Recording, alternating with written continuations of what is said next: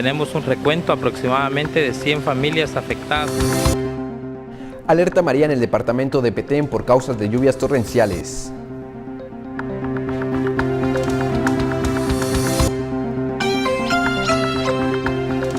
Área de Polochic sufre inundaciones y pobladores piden ayuda del gobierno central.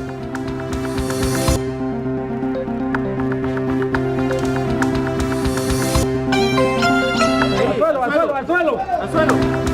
Captura de pandilleros continúan en Zacatepeques y Chimaltenango. Los presuntos delincuentes tienen nexos con maras salvadoreñas.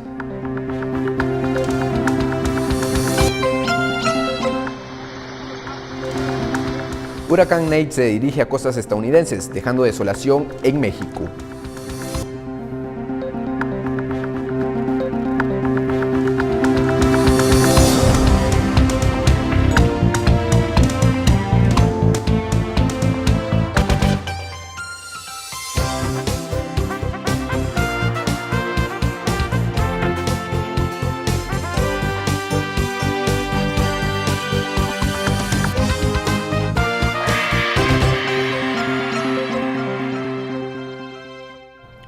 Buenas noches, gracias por sintonizarnos. Este es Noticiero Guatevisión con la información más relevante de este sábado 7 de octubre del 2017. Les saluda David Sanchinelli e iniciamos de inmediato con la información.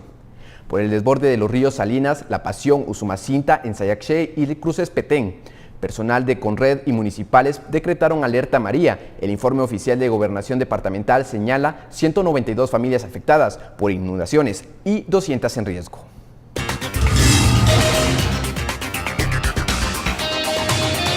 Luego del trabajo de evaluación y monitoreo que realizará la Conred, informó que 192 familias residentes de Sayaché y Las Cruces son las afectadas por inundaciones provocadas por el desborde de 3 ríos. Las inundaciones en el departamento del Petén están siendo por el desbordamiento del río Salinas, río Pasión y Usumacinta. En este momento se está afectando en el municipio de Sayaché. Tenemos un recuento aproximadamente de 100 familias afectadas en el municipio de Sayaché hasta este momento y 150 familias que se encuentran en riesgo todavía.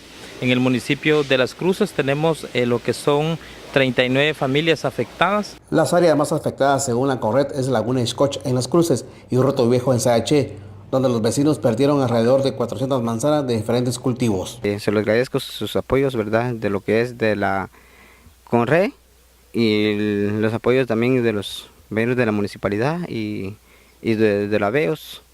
Y ojalá que nos apoyen en ayudas, ¿verdad? Que nos pueden ayudar a apoyarnos. Y aquí se nos perdió maíz, frijol, pepitoria, ajonjolín. Y ahorita no tenemos cómo. Y habemos 42 familias infectadas. En las tareas de evacuación participan efectivos militares, personal de la Conred y de las comunas locales. Por una Guatemala en paz desde Petén, Rigoberto Escobar, Noticiero Guatevisión. Y es que en Chisec y la zona de Polochic, también de Alta Verapaz, solicitan ayuda por inundaciones que han causado varios daños. Además, demandan la presencia de las autoridades del gobierno para así agilizar las acciones a beneficio de la población.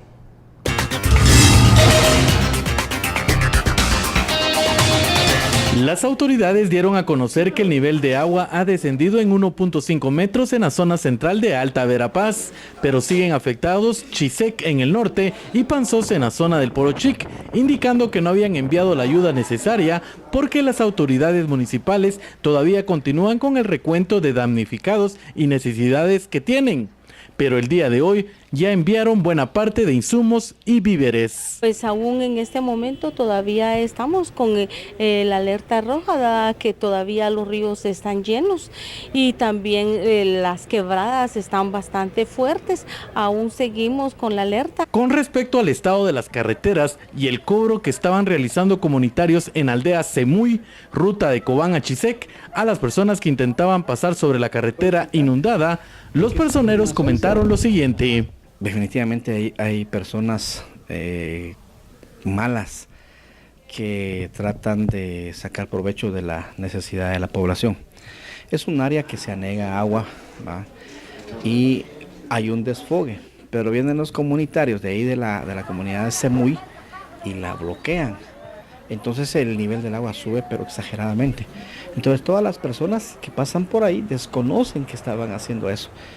Y el día de ayer con el apoyo del ejército se ingresó y se destapó eso, y es por eso que estaba descendiendo el agua. El paso de los chorros está un poco difícil. El día jueves y viernes se hizo una limpieza con maquinaria, pero es difícil el paso. Entonces es también por eso es que recomiendo no viajar de noche. Indicaron que la alerta roja continúa activa, ya que podría llover nuevamente en las próximas horas.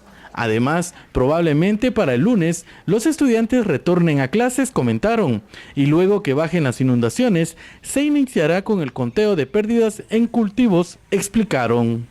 El río Polochic tiende a desplayarse y hay afectación a cultivos.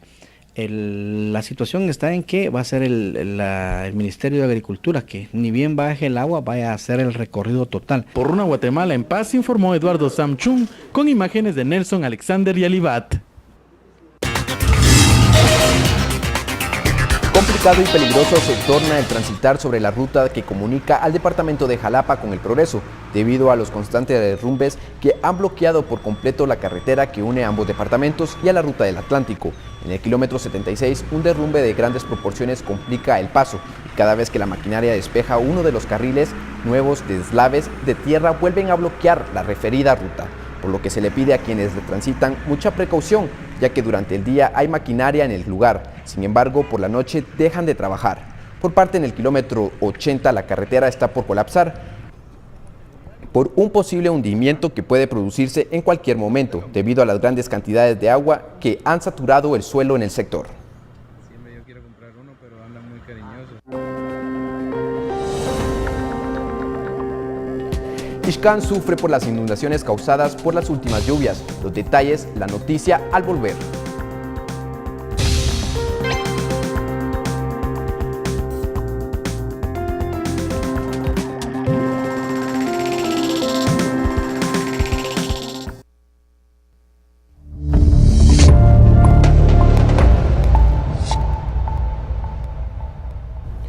Cuantiosas viviendas aún permanecen inundadas, mientras que en la ribera del río Xalbal otra vivienda está a punto de desmoronarse por las fuertes correntadas. El alcalde de Ixcán lamenta que aún no han recibido asistencia del gobierno central.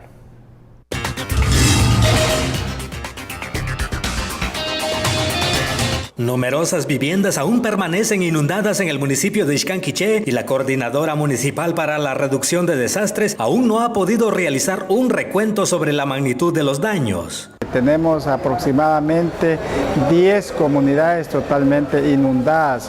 La gente se le ha perdido todo, ha perdido sus utensilios de cocina, ha perdido su ropa, ha perdido sus animales. Sobre todo del río Chixoy y el río Xalbal, ¿verdad?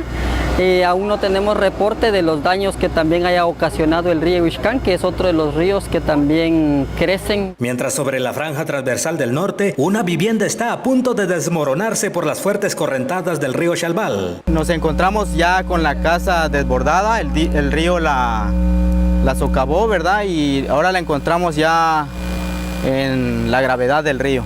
Los bomberos voluntarios aseguran que no registran víctimas mortales a consecuencia de las inundaciones. Sin embargo, dicen que les dificulta cubrir las emergencias. Prácticamente se tuvo que pasar entre el agua una paciente debido a que no permitía el paso de vehículos. A 48 horas de las inundaciones, el alcalde municipal asegura que aún no han recibido asistencia del gobierno central. Le hago un llamado al gobierno para que mande cuanto antes ayuda aquí para el municipio, ya que necesitamos alimentos, necesitamos frazadas, necesitamos chamarras, ropa. Por una Guatemala en paz, reportó Santiago Botón.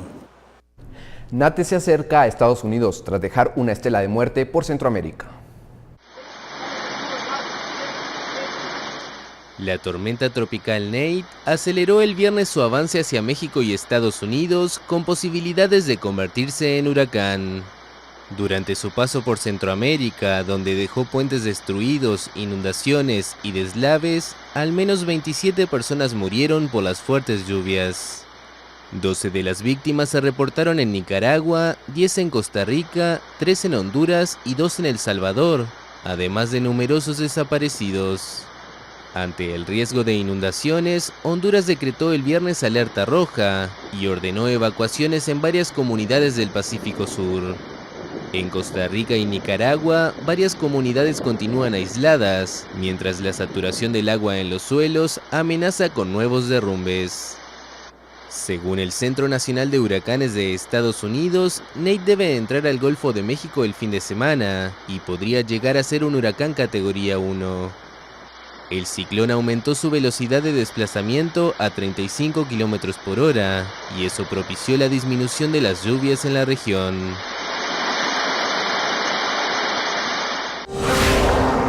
La Policía Nacional Civil, en seguimiento a las aprehensiones de 2 de los delincuentes más buscados en El Salvador, identificados como Óscar Alejandro Chocoy Chuy, alias El Snoopy, y Freddy Rubén Andrés Carr, integrantes de la Mara Salvatrucha, esta mañana realizó 6 allanamientos en los departamentos de Zacatepeques y Chimaltenango.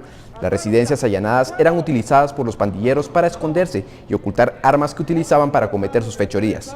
Entre las incautaciones se encuentran 2 lanzagranadas, 3 granadas, un envoltorio con posible explosivo, cables para activar explosivos, 2 vehículos, una computadora, 7 celulares, 2 memorias USB, tarjetas de crédito y varias municiones. Según la policía, la investigación continuará para ubicar a más integrantes de esta pandilla que opera en los departamentos de Chimaltenango y Zacatepeques.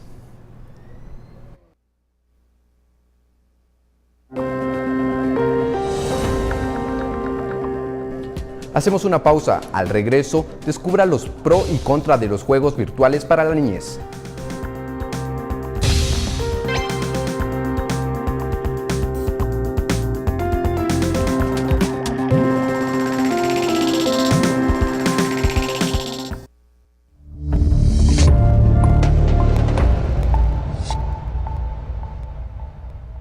El Festival Cultural, Artesanal y Gastronómico del Níspero se realizará en San Juan del Obispo, con el objetivo de fortalecer a la comunidad a través del turismo. Así que hoy iniciamos este recorrido con los pobladores, quienes nos muestran lo que forma parte de lo que es el 5º Festival del Níspero. Así que hacemos este recorrido, ¿qué les parece? Bueno, inicio con quien se dedica al tema de la comercialización de las semillas. ¿Hace cuánto se dedica a esto? Tengo 14 años. 14 años aprendí con otro señor y mi papá. De ahí yo lo vengo haciendo. Vendo aquí en Antigua Guatemala, San Francisco de Asís. Pues eso es el producto de realmente lo que es situación de la manía. La manía y la papa. Este es el producto. Este es el producto de la papalina, la platanina, haba y manía. Tenemos semilla de marañón, macadamia y otras clases de semillas. Hay de todo un poco. Sí, va a haber para el 18 y 19 de noviembre. Muy bien. Hablemos acerca de la magia del barro en los ingredientes para preparar esos platillos. Pues le da un toque distinto, ¿verdad? Algo maravilloso que le da, que uno siente que es lo mejor que puede haber, ¿verdad? Yo ahora por el momento trabajo solo entraditas, ¿verdad? Las enchiladas, pero viene con el vinagre del níspero. No solo entradas como la enchilada, sino también tacos, dobladas, me imagino que hay de todo, tostadas con salsa. Chitos, de todo hay un poco, ¿verdad? Rellenitos y de todo se hace aquí. ¿Qué significa para ustedes participar en un festival como el del Níspero? Una gran bendición, ¿verdad? Porque es una ayuda principalmente para el pueblo, ¿verdad? Que eso es la economía del pueblo, ¿verdad? De eso se defienden muchas personas que tienen la oportunidad de tener un terrenito para cultivarlo y los que no tienen porque tienen trabajo para ayudar a cortar y a traerlo para la casa. Yo hago el tamal colorado y el negro y el pache.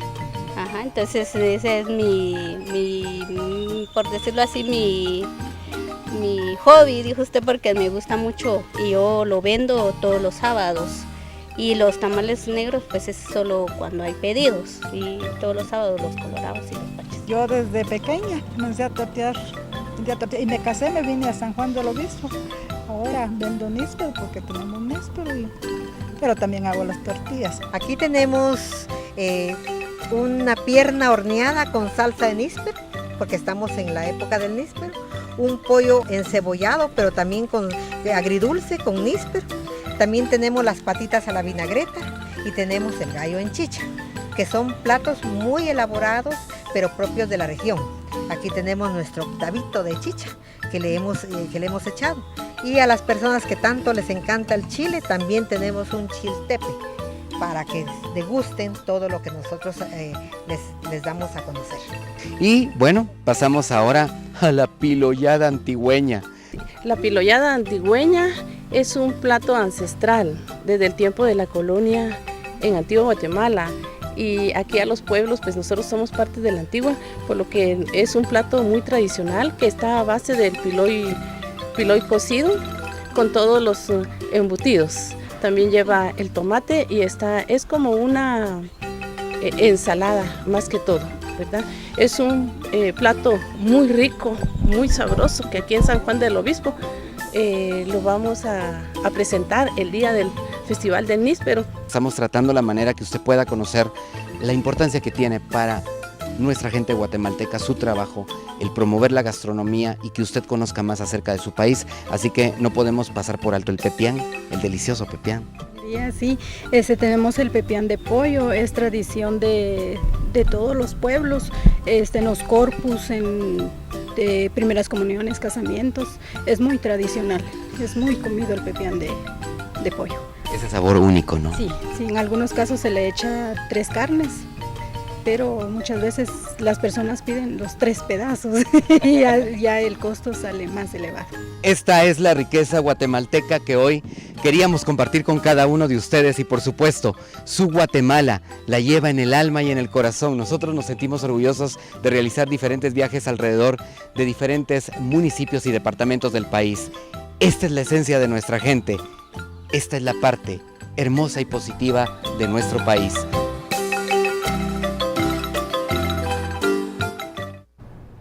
Esta semana en nuestro segmento Puros Cuentos Saludables, de lo virtual a lo real.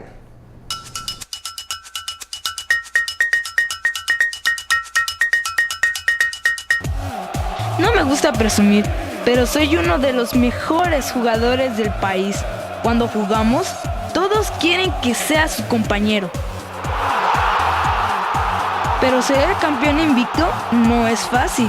Requiere de horas de práctica y mucha concentración. Y por supuesto, siempre hay personas que no lo entienden, como mi mamá, que prefiere tenerme cenando con ella en lugar de dejarme practicar. Un día algo cambió y uno de mis amigos llevó una pelota y nos retó a hacer lo mismo que en el videojuego, solo que en la vida real. Entonces, mi mamá nos mandó a jugar al estacionamiento, según ella, antes de que rompiéramos algo. Yo no quería jugar a eso y les ofrecí otros juegos de video, pero ni caso me hicieron. Y es que siendo honesto, en los juegos de verdad soy bastante torpe. Y lo que apuntaba a ser una tarde divertida, de pronto se convirtió en un día de terror, en el que recibí balonazos y me caí varias veces. No necesité mucho tiempo para entender que ahí entre ellos yo no podía estar. No me importó seguir jugando solito. Es verdad que ellos me invitaron a estar en su equipo, pero les dije que no podía ir porque tenía que cuidar que no se quemaran los frijoles. Me invitaron durante varios días hasta que ya no regresaron. Tal vez me estaba quedando sin amigos. De todas formas, yo estaba concentrado en mi objetivo. Solo que ellos parecían no entenderlo. Y no me quedó de otra que hacerles ver que no tenía tiempo para esas cosas. Aunque lo más difícil fue explicarle a mi mamá por qué no quería salir a jugar con mis amigos. Debí decirle la verdad. Le conté que soy muy malo para correr, pésimo para patear la pelota y me canso mucho. Ella me hizo recordar cómo al principio tampoco era bueno con los videojuegos y que necesité de mucha práctica y dedicación para ganar un campeonato. También me dijo que en la vida real necesitaría hacer lo mismo, pero que ahí tendría un beneficio extra. El ejercicio me haría más fuerte, rápido y hábil.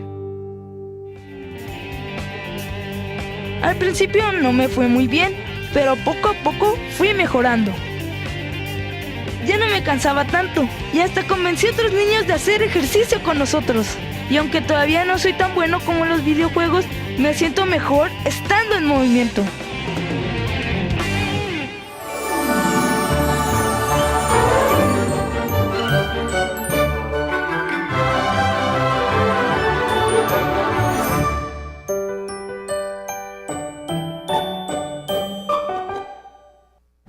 Y ahora el psicólogo Arturo Archila nos demuestra cómo la autoridad de los padres basadas en el amor es efectiva y constructiva para los niños.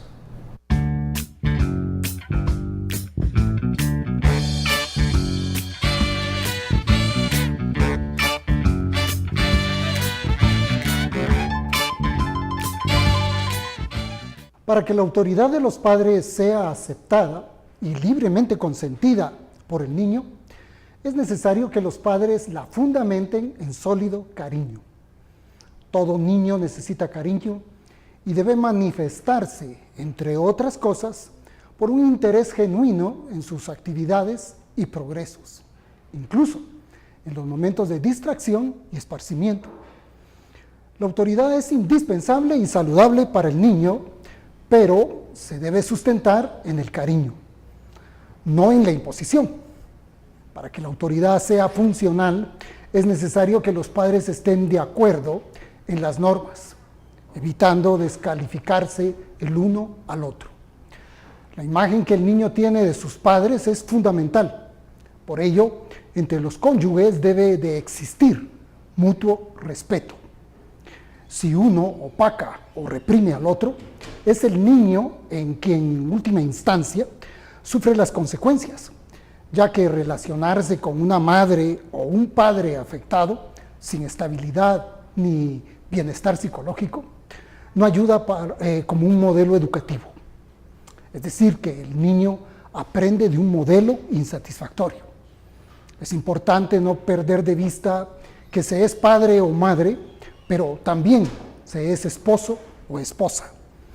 Esto significa que se tiene un papel conyugal que en su armonía debe facilitar la estabilidad del niño. He ahí la importancia de no perder de vista que la estabilidad emocional de los padres en buena medida contribuyen al bienestar del niño.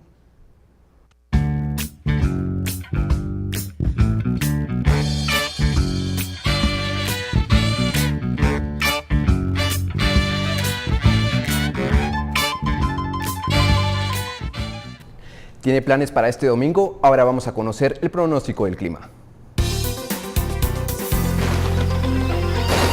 Muy buenas noches a todos ustedes. Estas son las condiciones del clima para mañana domingo sobre el territorio guatemalteco. Predominan los cielos parcialmente nublados en la meseta central y occidental, toda la costa sur, cielos parcialmente nublados en el departamento de Petén y de Izabal. Estas son las temperaturas. En Ciudad de Guatemala podría subir el termómetro a los 23 grados centígrados al mediodía, a los 18 grados en Quetzaltenango y Totonicapán, 17 para Sololá y San Marcos, 24 en Huehuetenango, 21 en Chimaltenango y 22 grados en el departamento de Zacatepeques. Las temperaturas en la costa sur esta noche entre los 22 a 23 grados centígrados en Retaluleo, Suchitepeques y Escuintla. La máxima mañana, domingo, entre los 29 a los 30. Santa Rosa se mantendrá entre los 18 a los 24. En el oriente, El Progreso y Chiquimula suben a los 32, a los 34 grados el departamento de Zacapa y a los 24 grados el departamento de Jalapa.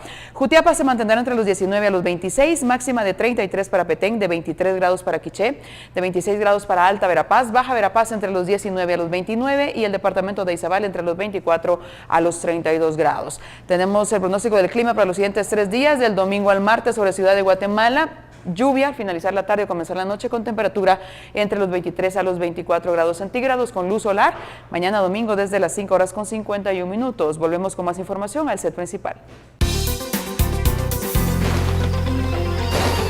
Gracias por acompañarnos, soy David Sanchinelli y hasta acá esta media hora de información. Ahora vamos a dar paso a los colegas de Panorama Político que abordarán el tema de la coyuntura nacional, que fue esta semana la solicitud del antejuicio contra el alcalde Álvaro Arzú.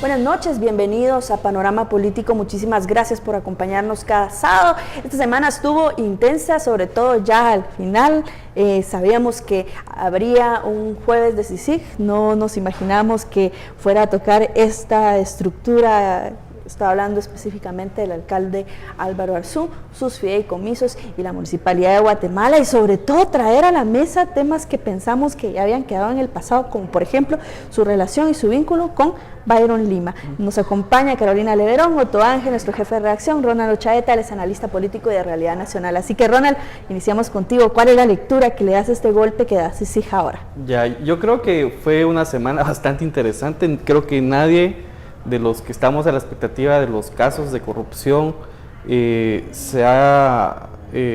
esperaba un evento de estos. Sí se esperaba, habían ciertas expectativas y, por ejemplo, con el tema del caso Obredech, creo que también ha salido reiterativamente en varios medios de comunicación y se ha generado como expectativa en ciertos casos, ¿verdad?, que todavía no se conocen, o por ejemplo el tema del transurbano, donde se esperaba que las acciones del Ministerio Público y la CICIG fueran, por ejemplo, en esa tónica. Lo curioso es de que aparece con un nuevo caso que inculpa directamente al alcalde Álvaro Arzú, y que obviamente esto nos pone en una situación bien interesante, que es decir, o sea, en términos de simbolismo político, la acusación que se le hace a Álvaro Arzú, a la municipalidad capitalina, es una acusación seria, ¿verdad? Incluso es bien interesante, a diferencia de los casos de financiamiento ilícito electoral, que en el caso de los esquemas que se utilizaron, por ejemplo, con el Partido Patriota o FCN, se utilizaron figuras de empresas de cartón, por ejemplo, ¿verdad?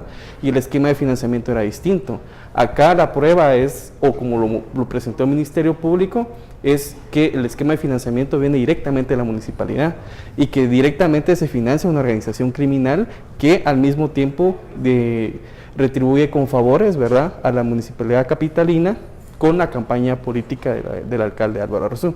Entonces, en términos concretos, uno entiende que al final se visibiliza como de manera un poco más oscura, ¿verdad?, como el financiamiento electoral ilícito se construye no solo bajo las figuras de empresas de cartón, sino también a partir de esquemas, ¿verdad?, de financiamiento que se pueden dar dentro de las propias municipalidades e instituciones públicas. Y en la propia CICIG mencionaba de que en la declaración de Alejandra Reyes se mencionaba que habían recibido de otras instituciones como el Ministerio de Gobernación, el sistema penitenciario, por ejemplo. Sí, yo creo que muy atinadamente el Ministerio Público y la CICIG le colocan el nombre a este caso como la caja de Pandora. Y es que yo creo que este podría ser el inicio de una serie de cosas que podríamos descubrir si el Ministerio Público investiga más a profundidad este caso. Podría alcanzar a más partidos políticos que tuvieron relación con,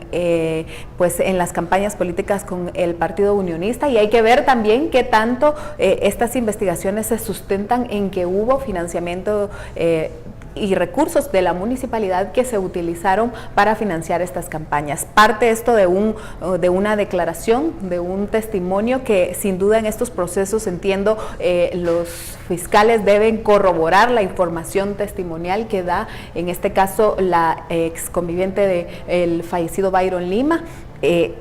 Esto hay que tomar en cuenta de que el Ministerio Público tiene que profundizar sin duda estas investigaciones y ver hasta dónde puede llegar, y hay que dejar a un lado un poco la pasión, sino el razonamiento en este momento, porque no se puede ver este caso como ayer lo quiso dejar ver el alcalde, como que él estaba pagando la factura de haber apoyado y de no haber, gracias a él, habido un golpe de Estado en el país. Yo creo que hay que dividir un par de cosas en todo este escenario. Lo primero es, y hay que insistir, a veces pecamos mucho, no sé si la prensa guatemalteca en general o si es una actividad humana per se, pero si bien la declaración de Alejandra Reyes es muy importante, hay pruebas documentales. O sea, la declaración de la esposa de Byron Lima, o de la viuda de Byron Lima, mejor dicho, lo que sirve es para terminar de hilvanar muchas cosas, como lo contaba el comisionado Velázquez, para entender algunas llamadas telefónicas que sin la orientación inicial de ella habrían pasado como escuchas telefónicas normales en las que Lima hacía un negocio legítimo, que era usar la cooperativa Torre Fuerte para pagar, para proveer a ciertas organizaciones de playeras, de todo, porque vendían hasta lapiceros según la presentación. Entonces, esto es lo primero que hay que dejar muy claro, porque a veces nos gusta mucho el drama que ha pasado, porque al final de cuentas a todo ser humano le gusta ver al alcalde llegando y el dramatismo y los gritos, pero detrás hay cosas bastante más sólidas que una simple declaración documental. Y la otra arista que creo que tenemos que ver es si se está tocando al caudillo. O sea, después de José Efraín Ríos Montt, el otro gran caudillo de los últimos 30 años de la historia guatemalteca es Álvaro Arzú. Y creo que lo interesante es que por fin vamos a tener una investigación sobre los famosos fideicomisos, que hasta hace muy poco la Contraloría de Cuentas no había entrado, porque el fideicomiso es una figura privada para la aplicación de administración pública. Claro, y la excusa del alcalde en este caso era que los recursos que ya no se utilizaban en la municipalidad se trasladaban a este fideicomiso y se convertían privados, y por eso no eran fiscalizados. Yo creo que aquí hay varias cosas importantes. Primero, poner mucho ojo a la Corte Suprema de Justicia, porque ahí vamos a saber si al final se va a poder o no se va a poder investigar estos fideicomisos, investigar a Arzú y también llevar a otros grandes casos que hay ahí dentro de la municipalidad, que todo el mundo sabe que existen, que todo el mundo sospecha sobre ellos, pero al cual no se le puede entrar porque ahí ese lugar es impenetrable. Aparte de eso, recordar que Byron Lima pues no era ningún tonto, él tenía documentado absolutamente todo y él no hacía ningún favor de gratis. Nosotros periodísticamente tuvimos la oportunidad de visitar una de sus maquilas, que es la que tenía en Pavoncito, y él tenía como trofeo las camisas de todos los partidos políticos que él había proveído durante las campañas electorales a lo largo de la historia. Él tenía documentado absolutamente todo, hasta el último movimiento.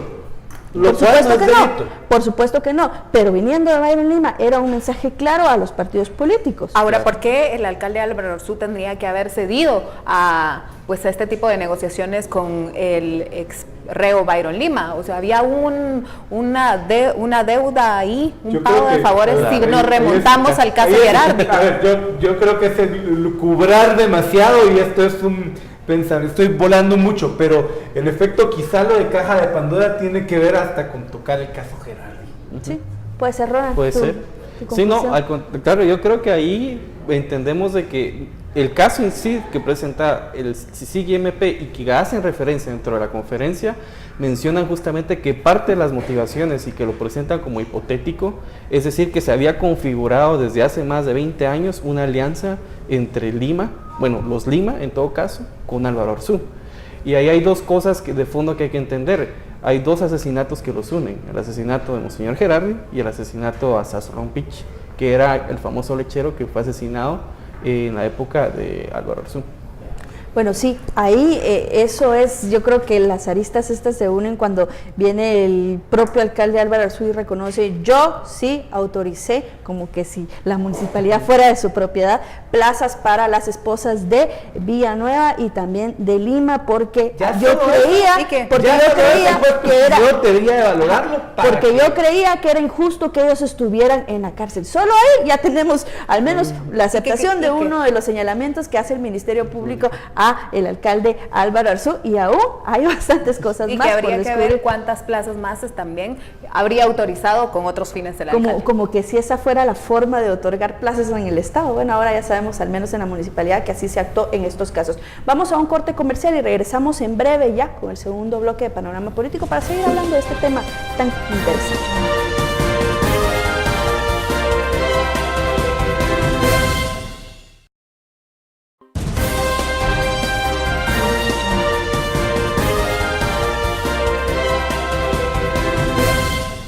Bueno, seguimos hablando de Arzú acá en Panorama Político y lo que sucedió al final de esta semana, precisamente el jueves.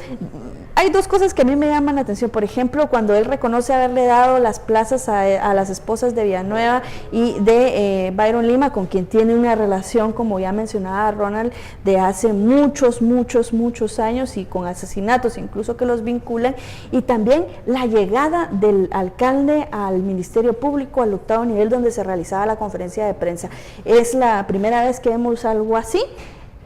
sin duda él, un señor ya de avanzada edad, estaba bastante desencajado, actuó por impulso, por testosterona, no sé cómo llamarle, pero él evidentemente estaba irritado, la seguridad lo detuvo, fue una escena que nadie se esperaba y que de hecho sorprendió a todos. ¿Cómo ven ustedes estos dos factores?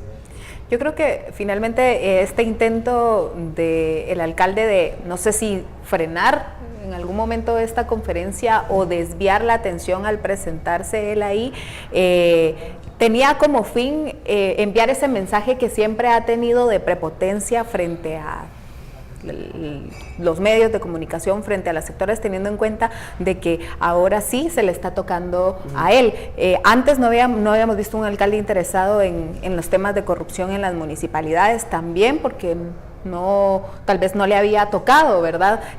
Pero creo que sí, esta acción del alcalde Arzú básicamente intentó de alguna forma distraer estos señalamientos y, como repito, trasladar este mensaje tratando de desvirtuar las acusaciones en su contra, que como ya lo ha dicho el Ministerio Público y lo hemos dicho en esta mesa, hay documentos, hay pruebas documentales que sustentan esta investigación y donde hasta él mismo lo ha aceptado en el caso de las plazas.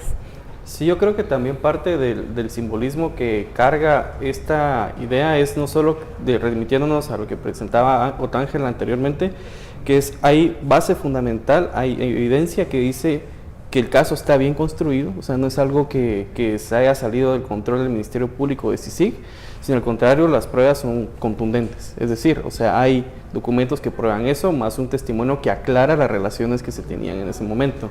Y sobre todo es de que se confirma, o sea, con el hecho de que el propio alcalde se presente a la conferencia de prensa y de alguna medida también él legitima el hecho de estas plazas, es decir, o sea, es una práctica que él dice, bueno, eran personas que fueron sentenciadas injustamente, es decir, o sea, hay un mensaje de protección a un grupo de personas que sabemos de que en diferentes etapas por ejemplo, desde que Byron Lima entra, con el caso Gerardi, hasta entra a la cárcel, se hace rey de las cárceles, hay todo un sistema político y políticos, y el ejemplo personificado de esa figura de protección es Álvaro Arzú, por el hecho de no solo financiar a través de recursos públicos su campaña, sino que también al mismo tiempo tenía negocios ilícitos, de alguna manera que lo evidencian con este caso.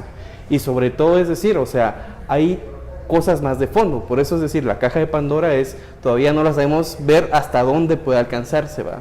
Yo creo que parte del simbolismo también de la conferencia de prensa es de que esa prepotencia que menciona Carolina es justamente la forma en la cual no solo Álvaro Arzú, sino que muchos políticos tradicionales interactúan con la sociedad, con sus votantes y con los propios medios de comunicación. Entonces, o sea, para mí fue bastante interesante ver cómo desde ese imaginario él trata de alguna manera de intimidar a la fiscal general y al comisionado Velázquez, pero sobre todo se sale de control.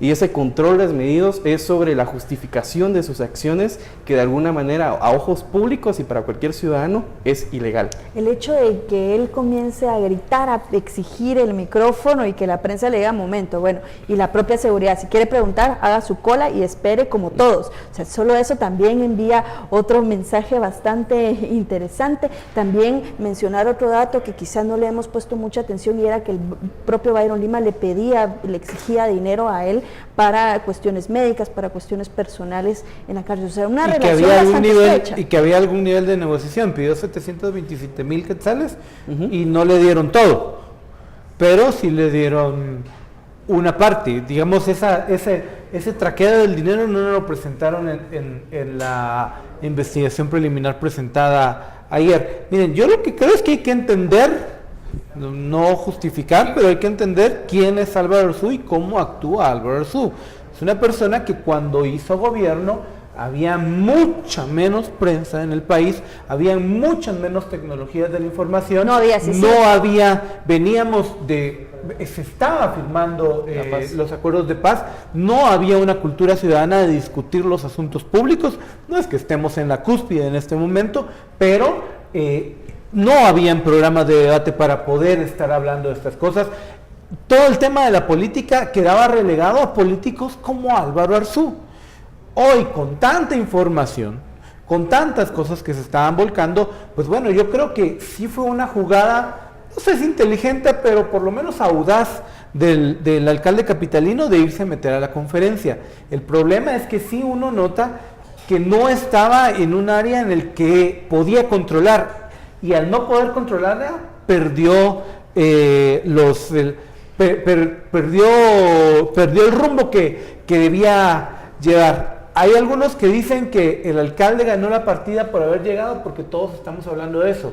Yo no lo comparto, porque al final de cuentas lo que está desatando la llegada del alcalde es la investigación que se ha desatado en su contra. Y lo que sí hay que tener cuidado es que algunos ya llegaron a al nivel de la telenovela de si llegó, los vio a la cara y se asustaron, o ellos no se asustaron y lo vieron a la cara y lo descuadraron, que a ese nivel hay algunas matrices de opinión que lo quieren llevar, y creo que es lo peligroso. Hay que entender que este es un asunto público que como ciudadanos debemos discutir, que nos da opción para ver si la investigación es seria o no, pero que independientemente de la posición que tengamos, tiene que ser el aparato de justicia fortalecido el que defina si Álvaro Arzú cometió 1, 2, 3 o ningún delito.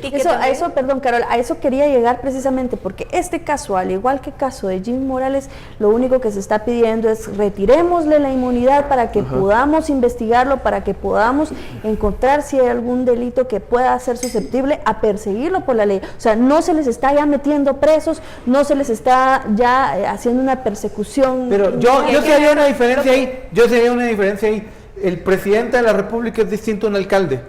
Vimos en Antigua Guatemala el señor me refería a que quitar el fuero no era meterlos presos, sino que investigar. Levantar la inmunidad para que se proceda a una investigación contra un alcalde tiene magnitudes mucho más pequeñas que las del presidente de la República. Yo lo que creo es que sí, aquí se atenta bastante con el nivel de popularidad del alcalde Arzú, que no creo que ni pudiera volver a postularse para una nueva candidatura por la municipalidad, pero sí se golpea muy fuerte a su nivel de popularidad. Hay que también leer ya algunos pronunciamientos que se han dado de, por ejemplo, la Asociación de las Municipalidades, quienes piden que se respete el debido proceso y que dejan una sensación en que investigar casos de corrupción es un atentado sistemático a la institucionalidad. O sea, no es a la institucionalidad, es finalmente en contra de las personas que si amerita una investigación por su actuar, no se está dañando a la institucionalidad. Finalmente, quienes dañan a la institucionalidad son esas mismas personas que se quieren aferrar al poder y quieren utilizar su poder para evitar que las investigaciones finalmente lleguen. Es como el mensaje que está dando Arzú ayer, es gracias a mí no hubo golpe de Estado. Es decir, o sea, ¿para quién la institucionalidad? Es decir, ¿para un pacto de corruptos o justamente una institucionalidad a favor de la ciudadanía? O una institucionalidad a favor de la justicia. Entonces yo sí comparto mucho la posición de Otto Ángel, que es el sistema de justicia, los tribunales, los que deben de ver y verificar si en efecto hubo o no delitos en la administración de Álvaro Arzú, o hubo no delitos en el financiamiento de FCN o de la UNE. Es decir, debemos de poner a prueba la institucionalidad republicana en la que nosotros nos basamos el día de hoy. Pero eso no se va a lograr sí o sí. La ciudadanía, primero, no está informada, dos, no se empodera de estos temas, y tercero, sobre todo, de que los políticos entiendan de que las reglas del juego en el país están cambiando. Y que al final no es en contra de solo estos tres partidos. Vemos que esto puede abrir una investigación al resto de partidos políticos y no solo a el que hoy gobierna y a los últimos que han gobernado. Pero yo insisto, hay que hacer diferencia entre que Torre Fuerte le haya dado dinero, que haya provisto a todos los partidos políticos, no es el delito. El delito aquí es que la MUNI usó fondos públicos, fondos pagados por los guatemaltecos, que iban a servir para pagar la campaña de reelección de Álvaro Arzú.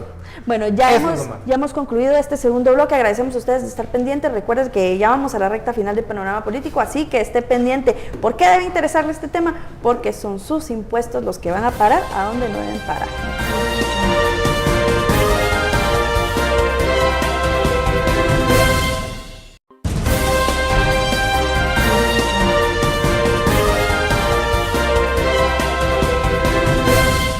Bueno, ya estamos cerrando nuestro programa. La discusión de hoy ha estado bastante intensa, así como estuvo intensa la jornada de noticiosa reciente. A ver, ¿se retira o no se retira dignamente Álvaro Arzú? ¿Va a dar batalla? ¿Cómo lo visualizamos en los próximos días, en las próximas horas? Yo creo que él va a dar batalla. O sea, Álvaro es una de las personas que creo yo que dentro del imaginario político es de aquellas personas que desafían al sistema, que juegan sus cartas y que sobre todo él dentro de su trabajo como alcalde, incluso esas relaciones que ha construido a partir del Partido Unionista son relaciones que se han mantenido durante el tiempo. O sea, Álvaro Arzú no es una persona tonta para nada, al contrario, es una persona demasiado audaz y sagaz sobre las cosas que él hace. El hecho de que el día de ayer haya tenido un exabrupto como tal, eso no significa que no se pueda jugar las cartas que tiene bajo la manga.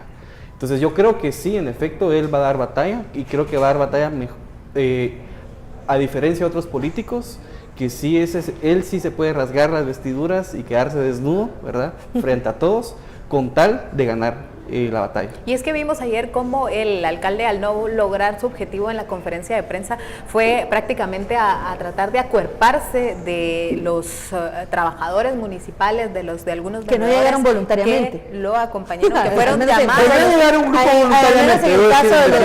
Pero llegaron trabajadores municipales. Fueron llamados a que salieran al área de parqueo de la municipalidad para que él diera su mensaje, un mensaje en el que él dice, bueno, no podemos permitir que nos vengan a señalar de corruptos, cuando aquí la investigación se le está señalando a él y a algunos trabajadores de la municipalidad, pero aquí es el mensaje, como repito, no actuar de forma emocional, sino razonar a los trabajadores municipales que están cumpliendo con su trabajo, que están trabajando, fueron contratados de la forma que debería de hacerse.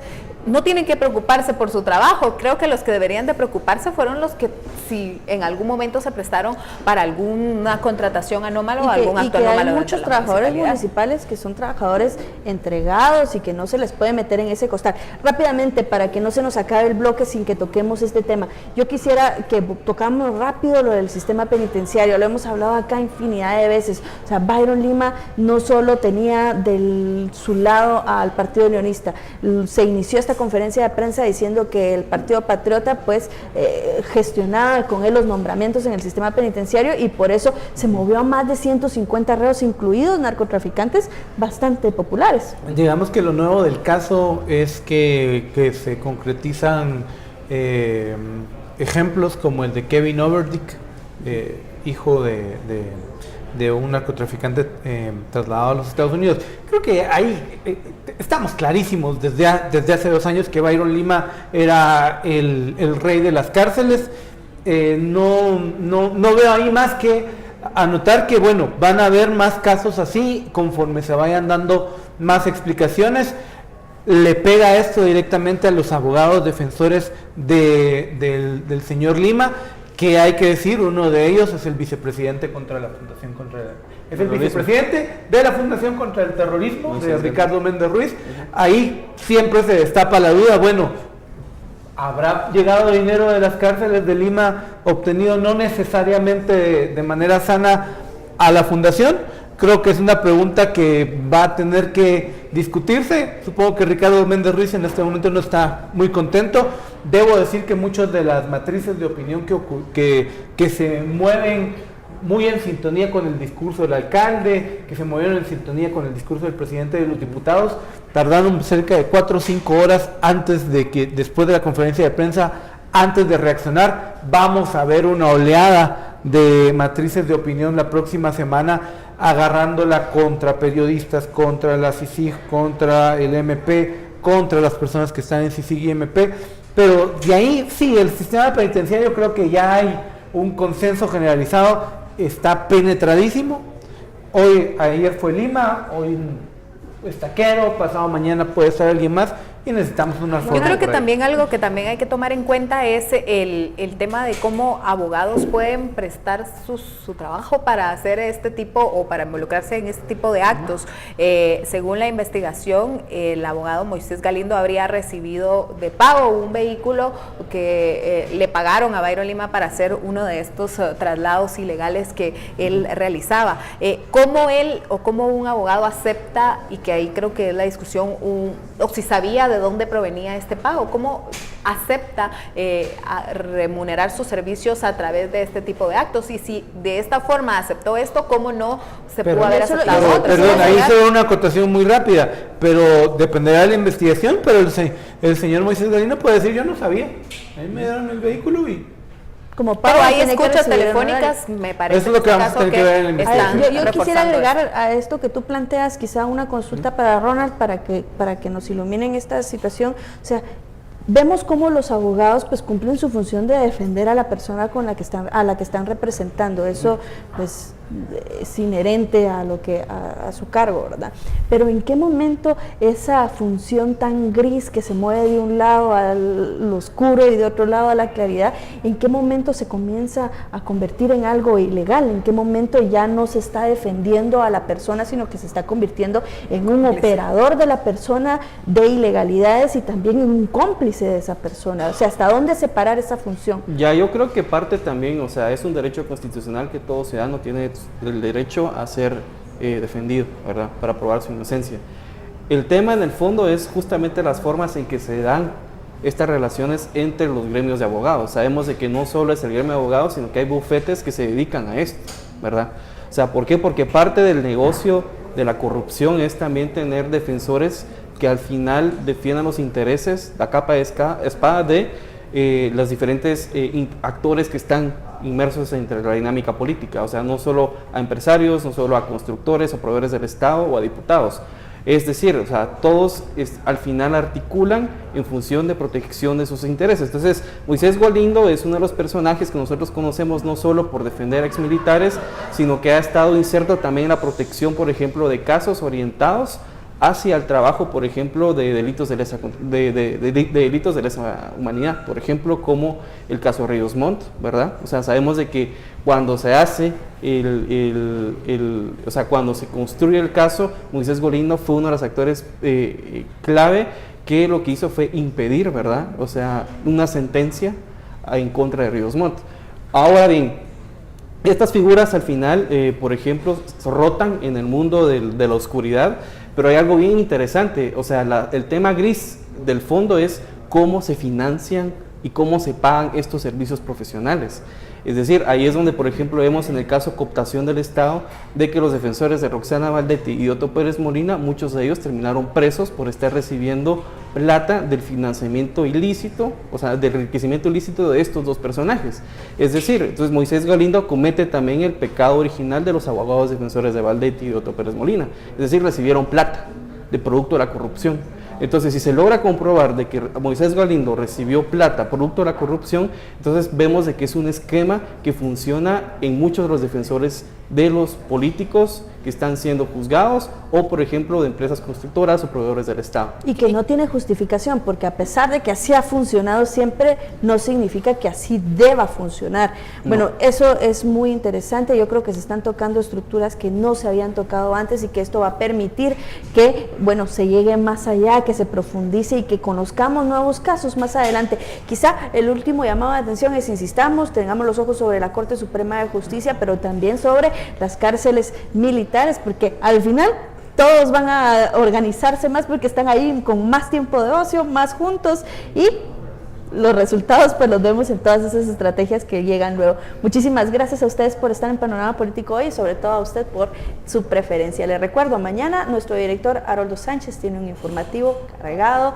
de noticias muy valiosas. Hasta pronto.